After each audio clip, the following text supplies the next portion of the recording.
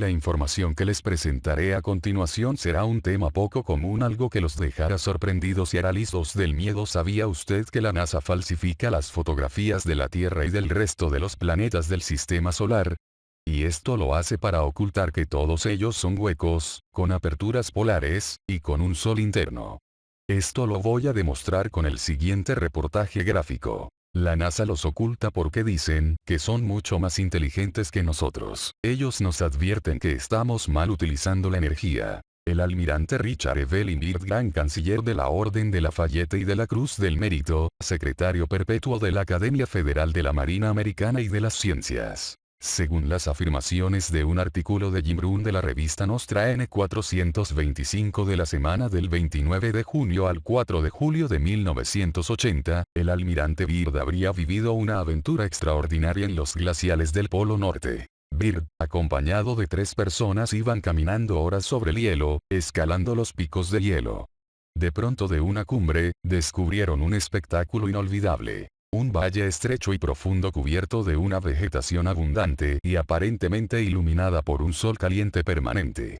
Un verdadero oasis de vida en medio de un gran desierto de hielo. Consultando su termómetro, la temperatura era menos 50 grados. Su colega el capitán Fittin escribe en el periódico de la misión. El 14 de junio de 1926, a 74 metros de altitud a 12H08. Los 4 hombres se pusieron a utilizar sus cuerdas para llegar a la maravillosa vegetación que se extendía sobre una centena de metros. Después de una larga hora de bajada, habían cambiado de mundo.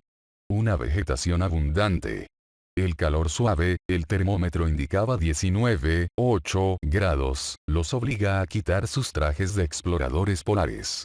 Byrd y sus compañeros vieron pequeñas rivieras, lagos y colinas con vegetación. A 1500 metros aproximadamente, vieron una mancha gris que se movía lentamente. Con sus binoculares, el almirante Byrd observa un animal con pelaje gris. Un animal que se parecía a un mamut. La hora avanzada, la exploración tenía que terminarse. El cansancio, la falta de provisiones, la descarga de las baterías de la radio los obliga a regresar a la base. Después de recuperar fuerzas y renovar los equipos, Byrd y sus compañeros tomaron de nuevo el camino para tratar de encontrar lo que ellos llamaron el paraíso perdido. Pero les fue imposible encontrar de nuevo el valle. Situado a algunos kilómetros del polo geográfico, le había sido imposible al capitán Fittin efectuar la medida de las coordenadas topográficas. Después de leer esta historia, podríamos creer que esto sería un libro de ficción o fantástico. Pero si tomamos en cuenta que Byrd participó a otras exploraciones polares, entre otras, en 1929, 1936, 1947, 1956. Y al final de esas expediciones, él hizo estas declaraciones insólitas, extraídas del libro de R. Bernard. Febrero 1947. Me gustaría ver esta tierra más allá del Polo Norte. Esta tierra que es el centro del gran misterio. Declaración del vicealmirante Byrd antes de su viaje de 2700 kilómetros más allá del Polo Norte. Visitado en 1926. Hubo también una expedición en 1929 al Polo Sur. Noviembre 1955. Es la más importante exploración de la historia de la humanidad. Declaraciones del vicealmirante Byrd antes de su viaje para explorar la Tierra más allá del Polo Sur.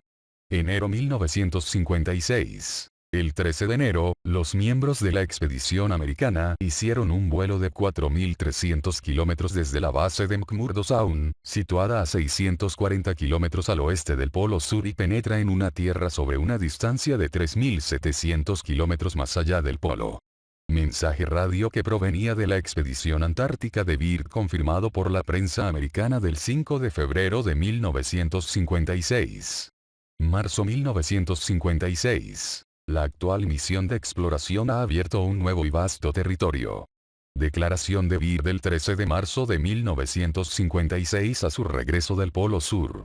Señalemos la importancia de la palabra más allá y no encima utilizada por Byrd.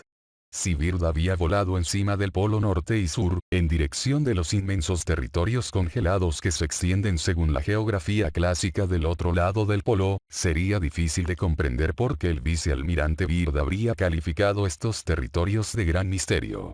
Veamos lo que nos dice R. Bernard en su extraordinario libro. Si miramos una carta del Polo Norte, por ejemplo si medimos las distancias al polo geográfico, de algunos países alrededor, Siberia, Spitsberg, Alaska, Canadá, Finlandia, Noruega, Groenlandia, Islandia, esas distancias son todas inferiores a 2.700 kilómetros. Sin embargo, Byrd no sobrevoló ninguna tierra conocida en 1947.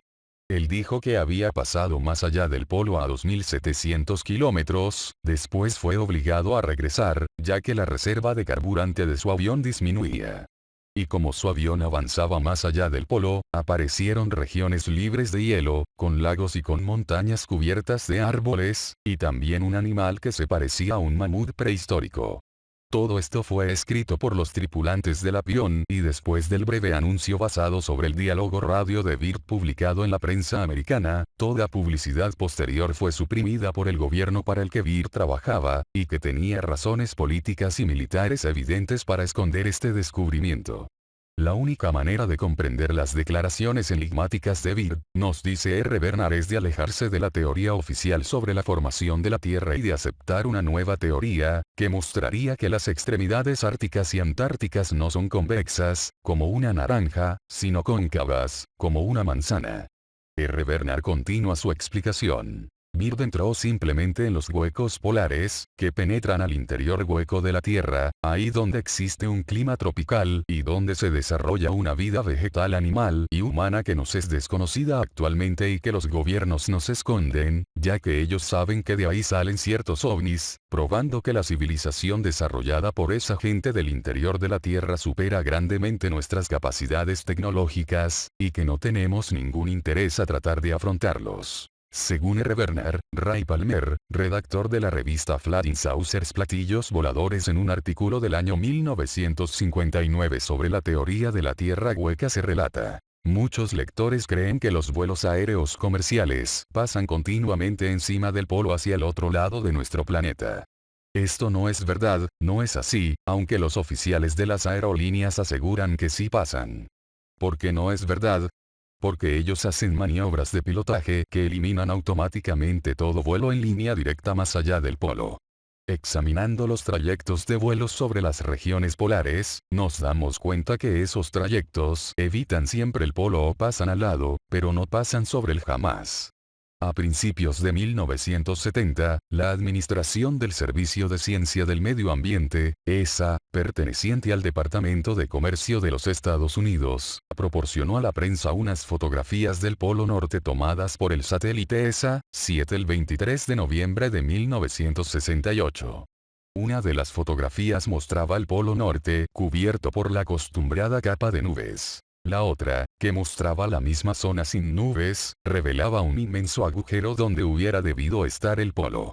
El ESA estaba lejos de sospechar que sus fotos rutinarias de reconocimiento atmosférico iban a contribuir a despertar una de las controversias más sensacionales y célebres de la historia de los ovnis. En el número de junio de 1970 de la revista Flying Saucers, el editor y ufólogo Ray Palmer reprodujo las fotos del satélite ESA-7 junto con un artículo en el que manifestaba que el agujero de la foto era real. Durante mucho tiempo, Ray Palmer y otros ufólogos habían creído que la Tierra es hueca, y que los ovnis provienen y retornan a una civilización de seres superiores que está oculta en su interior inexplorado. En 1970, gracias al apoyo de una fotografía en que aparecía el enorme agujero del Polo Norte, Tierra, Palmer pudo por fin asegurar que la superraza subterránea existía y probablemente se podía llegar hasta ella a través de los agujeros de los polos norte y sur.